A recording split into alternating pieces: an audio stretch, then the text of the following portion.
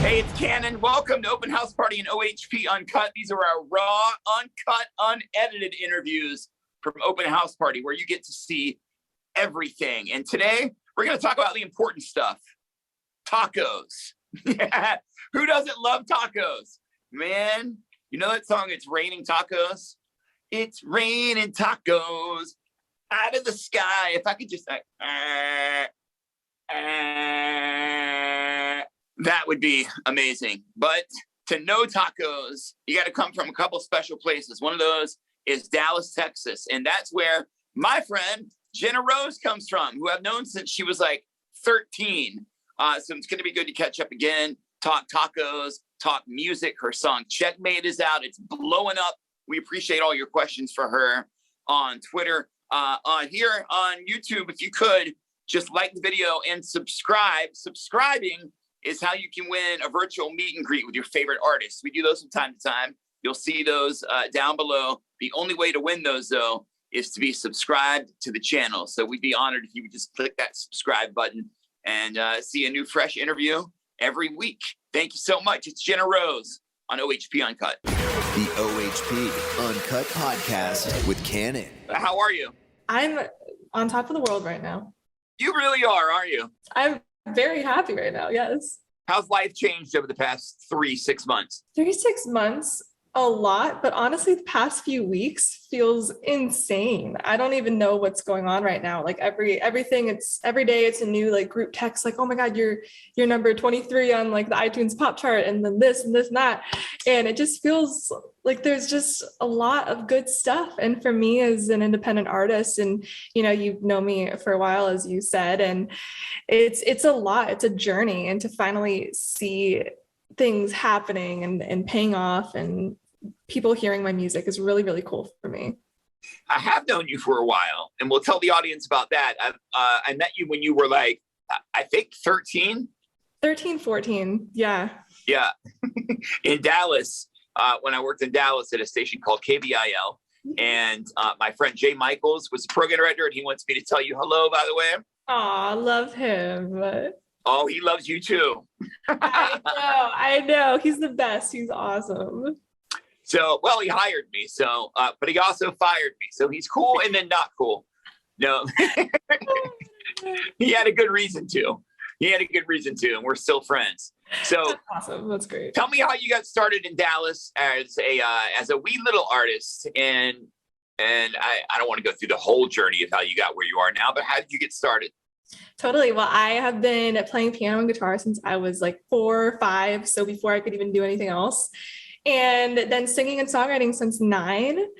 And I performed, my first performance was at the House of Blues in Dallas, which was crazy. And then from then on, I've just continued in lessons. And then I would travel to New York and work with producers and bands. And I discovered that being an artist is what I wanted to do in the music field, because I always wanted to do something in music. But I decided I wanted to be an artist at 12. And so from then on, you know, I met you. I've done a lot of things. I've been on many tours and just continue to work and write in the studio all the time. And then it cuts in now. And last year I released Checkmate, and here it is, you know, on the radio. And I've been able to amass a group of amazing fans who have my back and who are probably hounding you right now, and they're awesome. So I'm 21 now and super happy and working really hard every day. So what was it you wanted to be when you were little? Like when you were like 7, 8, when you say you want to be an artist, did you want to write songs? Did you want to dance? Did you want to sing?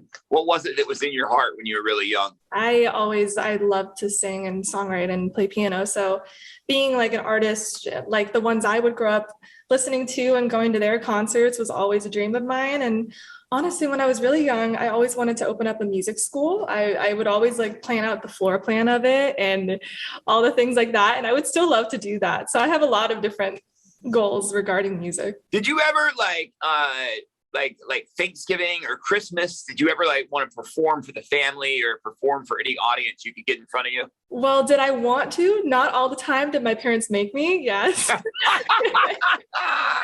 Literally every family function or anytime anyone came over, it was like, oh, she can play right now. And so I was just thrown into it, like every single event. And then also, I would perform all around at every coffee shop or bar, even when I was younger, and for no one, for like one person or for a bunch of people. And I just feel like that really prepared me for whatever may come. And as you know, the music industry is insane. And so you never know what every day is gonna be like. And I feel like I was prepared for that when I was younger. So what was the first like big crowd you performed in front of? Like you were backstage and peeked out from around the curtain and you were like, holy, there's people here. When's the first time that happened? I mean, my first performance ever when I was 9 at the House of Blues, I was opening up for the teacher at the school had like an AC/DC cover band who was playing there. And he had the students open up for him. And so it was the main stage. And so there were a lot of people and I was 9. And I just remember being so shy, but then I got on stage and I just felt at home on stage and I felt so comfortable and I had so much fun. And for me to do that at 9 really said something. Wow. I think I know the band you're talking about, that AC/DC cover band, and they are like huge. People show up like in droves to see them. So what kind of music were you singing at that time? Were you singing your own music? Were you covering music? Well, the guy who was in the cover band, he owned the rock school that I went to. And so they had me sing rock at 9. And so I sang Boys of Summer by Don Henley. Which I know, it's hard to imagine. I kind of want to hear you sing a little bit of that right now. Are you nervous to sing like on the radio?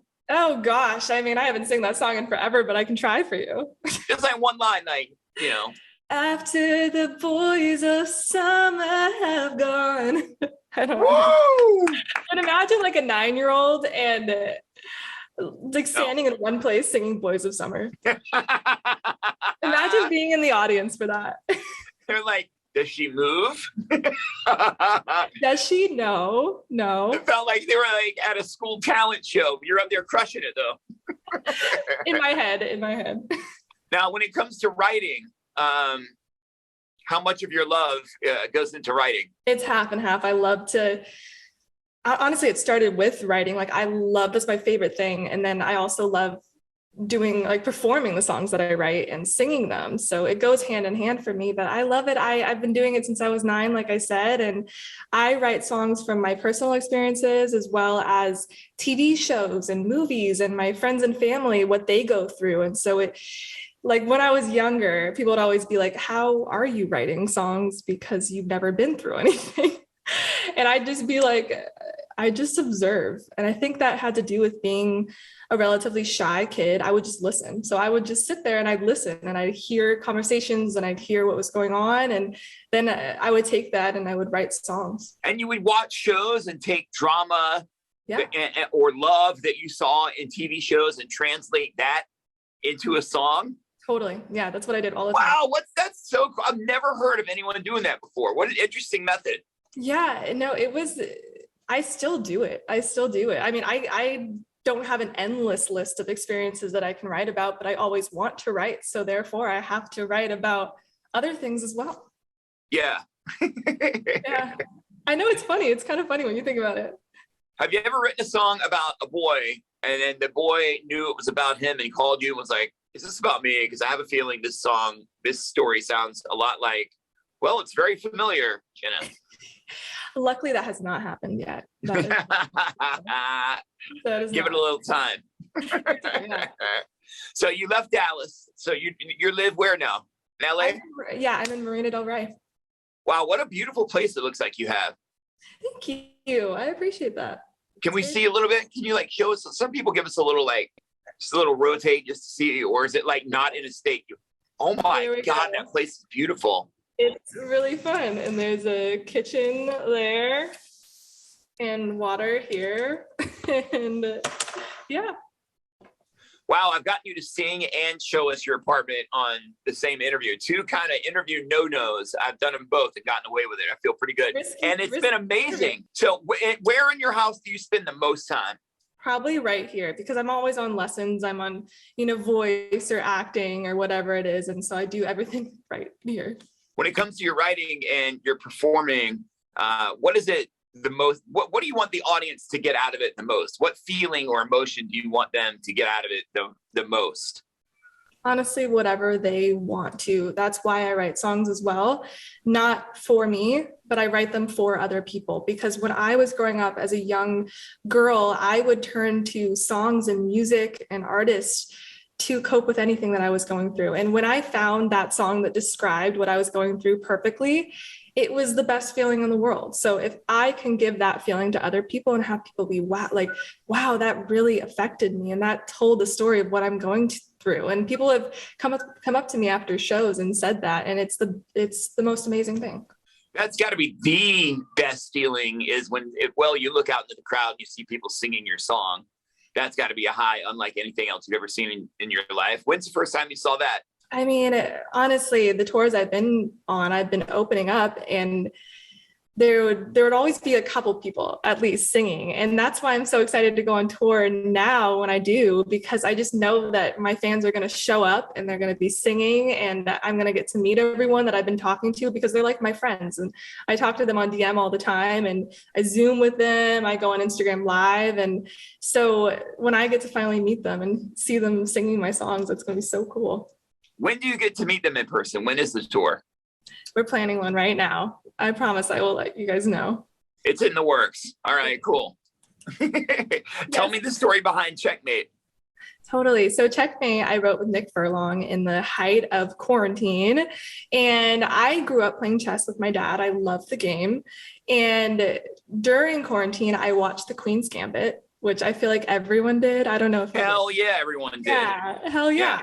And it's such a cool show. Anya Taylor-Joy is amazing, and seeing her girl power in it and how she dominated the game, and then also seeing the game, I started to think, how can that strategy relate to real life relationships and experiences? Because when you think about chess, think about how strategic it is and how you have to be 5 moves ahead and you always have to be thinking.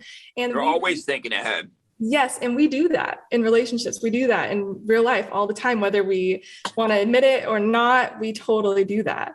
And so that's what Checkmate is about. It's about strategy in real life. Why do you need a strategy in love?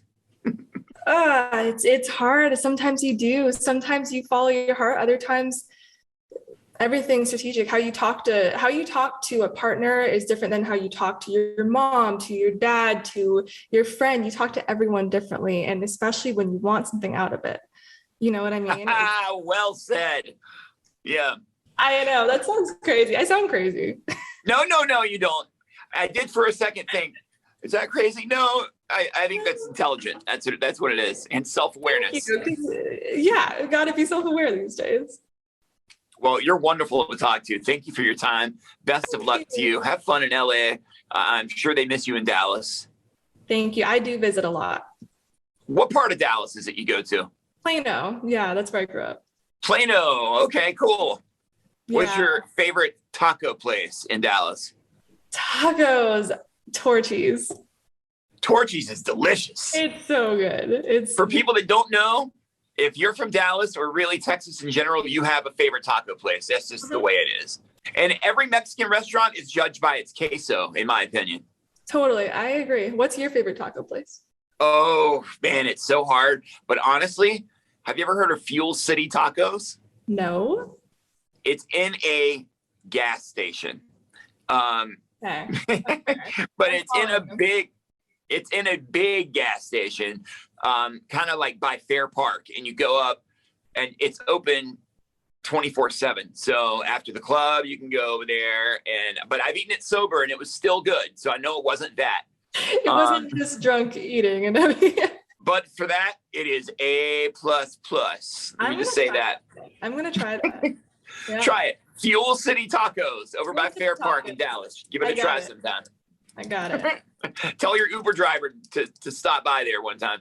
I so will. I love that. Jena, thank you so much. We really appreciate you. Thank you. I appreciate it. The OHP Uncut Podcast with Kannon.